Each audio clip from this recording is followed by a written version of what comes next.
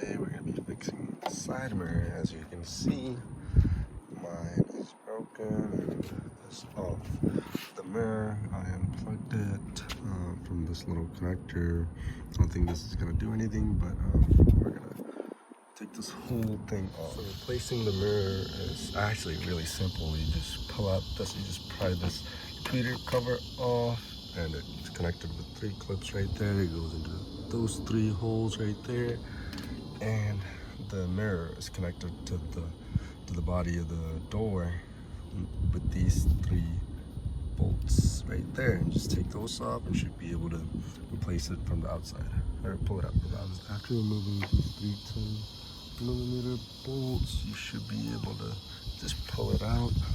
So